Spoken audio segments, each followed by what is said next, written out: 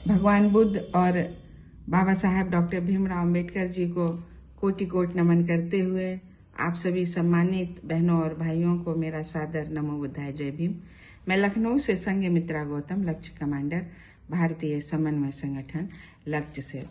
साथियों, ये किताब है जिससे मैं आपको बीच बीच में दिखाती रहती हूँ, जिसका नाम है डॉक्टर अंबेडकर के अंतिम कुछ वर्ष, जिसे लिखा है उनके पीए नानक चंद रत्तू जी ने। आज इसका अध्याय 10 बहुआयामी विकास के लिए शिक्षा मैं पढ़ करके सुनाऊंगी, आप लोग इसे सुने। शिक्षा परम शक्तिशाली हथियार। 1। बाबा साहेब डॉक्टर अंबेडकर के राजनीतिक परिदृश्य पर उदित होने के पहले साहित्य ब्राह्मणों का सुरक्षित कोष व शिक्षा पर उनका एकाधिकार था। अछूतों की दशा बहुत खराब थी। शिक्षा के दायरे से वे कोसों दूर थे, बल्कि कहीं थे ही नहीं। डॉक्टर अंबेडकर ने एक जीवन मंच पर अनेक महत्वपूर्ण भूमिकाएं अदा की। यद्यपि उनकी लोकप्रिय छवि एक मूर्ति भंजक की थी, पर ये उनके व्यक्तित्व का मात्र एक हिस्सा थी। वह रचनात्मक राजनीतिज्ञ भी थे, जो शिक्षा को राष्ट्र निर्माण की गतिविधि मानते थे और दलितों के उत्थान के लिए सबसे शक्तिशाली धुरी। वह अपने दबे कुचले भाइयों में शिक्षा के प्रसार के प्रति पूरी तरह सचेत थे।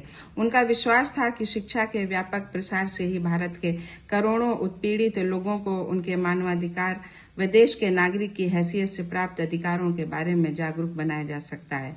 शिक्षा सबसे शक्तिशाली हथियार है अपने अधिकारों व विशेषाधिकारों को प्राप्त करने के लिए, और बिना शिक्षा के उनकी उन्नति की संभावना बहुत क्षीण है।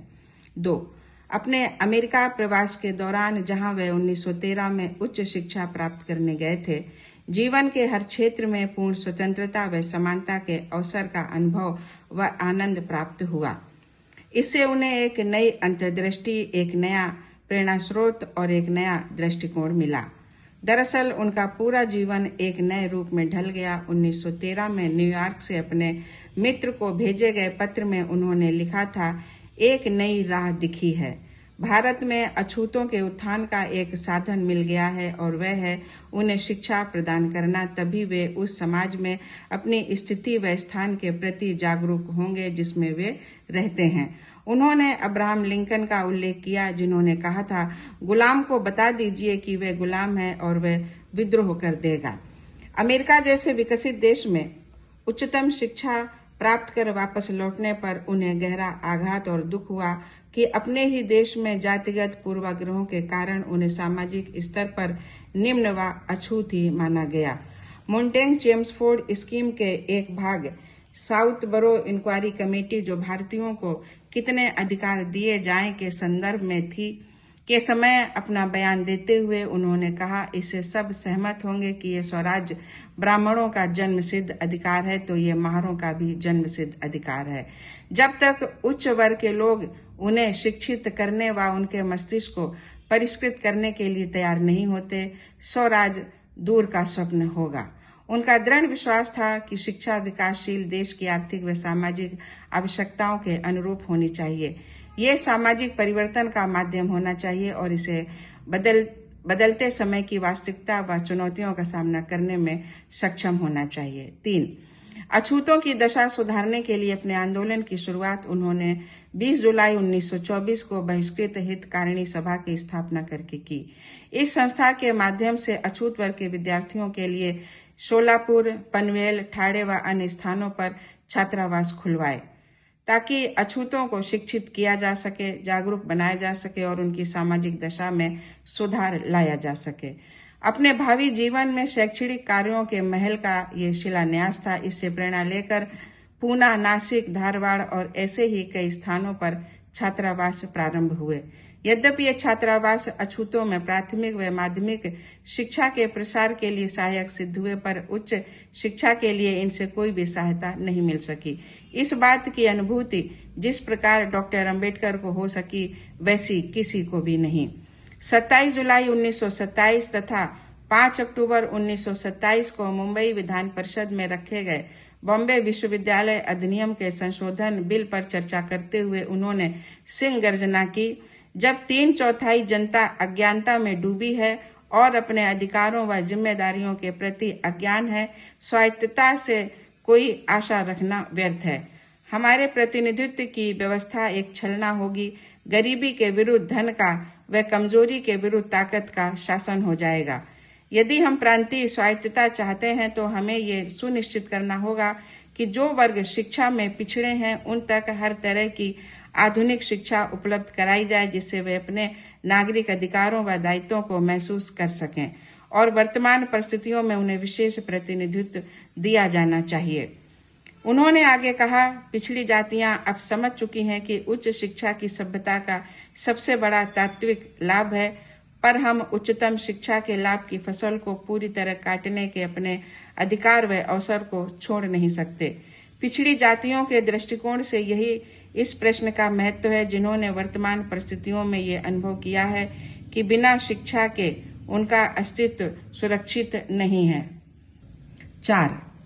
इस प्रकार एक सच्चे संत की तरह उन्होंने मुख्यतः समाज के निर्धन, मध्यम वर्ग और खासकर अनुसूचित जातियों में उच्च शिक्षा को प्रोत्साहन देने के लिए 8 जुलाई 1945 को मुंबई में पीपुल्स एजुकेशन सोसाइटी की आधारशिला रखी।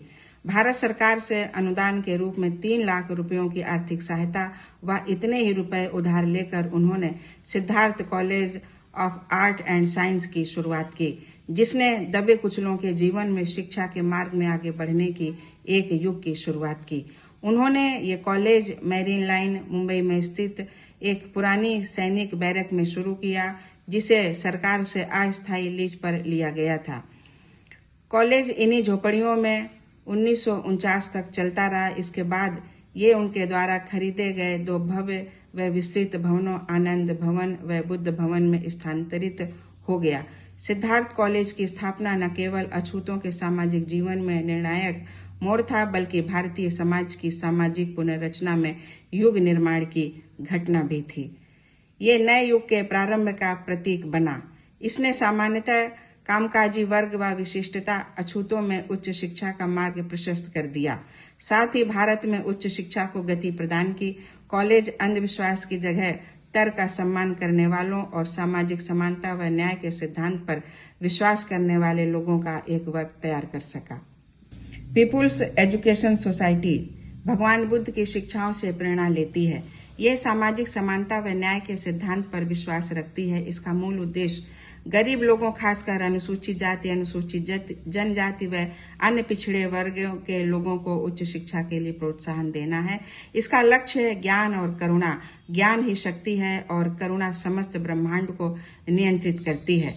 डॉक्टर अंबेडकर के अनुसार शिक्षा एकमात्र प्रभावकारी धुरी है जो दबे कुचलों को ऊपर उठा सकती है। डॉक्टर अंबेडकर केवल शिक्षाविद व शिक्षा के प्रचारक ही नहीं, बल्कि सामाजिक क्रांतिकारी, विचारक, दार्शनिक, प्रवक्ता, राजनीतिक, संविधान के रचयिता और इन सब से ऊपर समानता के देवदूत व गरीबों से प्रेम करने वाले थे।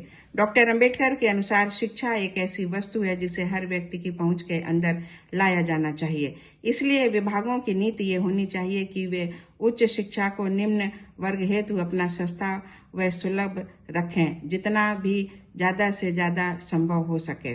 डॉक्टर अंबेडकर का मानना था कि वे इस समस्या के प्रति भौतिकवादी दृष्टिकोण भी रखते हैं। उन्होंने कहा, उच्च शिक्षा, उच्च रोजगार और जीवन यापन के उत्तम रास्ते उनकी समस्याओं के हल के सबसे निश्चित रास्ते हैं। एक बार जब वे सामाजिक स्तर पर उच्च स्थिति प्राप्त कर लेंगे, वे सम्माननीय हो जाएंगे। जब वे आदरणीय हो जाएंगे तो उनके प्रति रूढ़वादियों का धार्मिक दृष्टिकोण भी बदल जाना निश्चित है, और यदि ये नहीं भी बदलता है तो इससे उनके भौतिक हितों को तो कोई हानि नहीं होगी। उनका पक्का विश्वास था कि शिक्षा एक तलवार है और दुधारी अस्त्र होने के कारण इसे धारण करना खतरनाक हो सकता है। बिना चरित्र और बिना विनम्रता के शिक्षित व्यक्ति जानवर से भी अधिक भयावह होता है। यदि दी गई शिक्षा गरीबों की भलाई के लिए हानिकारक है तो ऐसा शिक्षित व्यक्ति समाज के लिए अभिशाप है। ऐसे शिक्षित व्यक्ति को धिक्कार है। चरित्र शिक्षा से अधिक महत्वपूर्ण है। समाज के कमजोर वर्गों के हितों की रक्षा के लिए उन्होंने संविधान में इसका प्रावधान रखा। राजकीय नीति के नीति निर्देशक सिद्धांत अनुच्छेद 46 में उन्होंने ये धारा रखी, राज्य जनता के कमजोर वर्गों विशेषकर अनुसूचित जाति व अनुसूचित जाति जनजाति के लोगों के शैक्षिक व आर्थिक हितों की उन्नति के लिए विशेष ध्यान देगी और सामाजिक अन्याय व सभी प्रकार के शोषण से उनकी रक्षा करेगी। मराठवाड़ा, विशेषकर औरंगाबाद, डॉक्टर अंबेडकर को बहुत प्रिय था। उन्होंने उस समय वह सर्वाधिक पिछड़ा क्षेत्र था। जिस प्रकार एक पिता अपने सबसे दुर्बल बच्चे को अधिक प्यार करता है और उस पर ज्यादा ध्यान देता है, उसी तरह का संबंध डॉक्टर अंबेडकर के लिए औरंगाबाद से था। अर्थात बाइबिल में वर्णित कोई भी भेड़ के जैसा डॉक्टर अंबेडकर के लिए औरंगाबाद था। इसलिए मुंबई में Siddharth college of art, science, commerce and law को स्थापित करने के बाद उन्होंने औरंगाबाद में एक विस्तृत शैक्षणिक प्रांगण कॉम्प्लेक्स विकसित करने की और अपना पूरा ध्यान और प्रयास केंद्रित किया। इस तरह जून 1950 में पीपुल्स एजुकेशन सोसाइटी का पहला कॉलेज औरंगाबाद में अस्तित्व में आया। पूरे मराठवाड़ा क्षेत्र में औरंगाबाद में राजकीय इंटर कॉलेज को छोड़कर उच्च शिक्षा की कोई भी सुविधा उपलब्ध नहीं थी। स्नातक स्तर की शिक्षा का एक भी केंद्र नहीं था। इस प्रकार मिलिंद महाविद्यालय ही एक अग्रणी कॉलेज था जिसने सच्चे अर्थों में इस क्षेत्र में विश्वविद्यालय शिक्षा की नींव डाली। मराठवाड़ा अपनी समृद्ध सांस्कृतिक विरासत और विश्व प्रसिद्ध अजंता व एलोरा की गुफाओं के कारण जो उसके प्राचीन वैभव की प्रतीक हैं पर गर्व कर सकता है। ये संत महात्माओं की भूमि होने के कारण भी सुप्रसिद्ध है, पर शैक्षणिक पिछड़ेपन ने इसके विकास को अवरुद्ध कर रखा था। एक कॉलेज की यहाँ बेहद कमी थी और डॉक्टर अंबेडकर ने मिलिंद महाविद्यालय की स्थापना कर इस अभीष्ट को पूरा कर दिया। मिलिंद महाविद्यालय की स्थापना 1950 में हुई। इसका नामकरण विख्यात गिरीश राजा मेनांडर के नाम पर किया गया, जिसने बौद्ध विद्वान और विचारक नागसेन के द्वारा बुद्धम स्वीकार किया था। 210 एकड़ में फैली विस्तृत दृश्यावली, पहाड़ियों व बौद्ध गुफाओं से घिरे सुंदर प्राकृतिक दृश्य से युक्त परिसर का नामकरण महान दार्शनिक बौद्ध भिक्खु के नाम पर नागसेन वन रखा गया। साथियों, इसका अगला वीडियो मैं बनाऊंगी, आप लोग प्रतीक्षा करें और आपके जीवन की मंगल कामना करते हुए अब आपसे मैं विदा चाहूंगी। जय भीम, जय संविधान।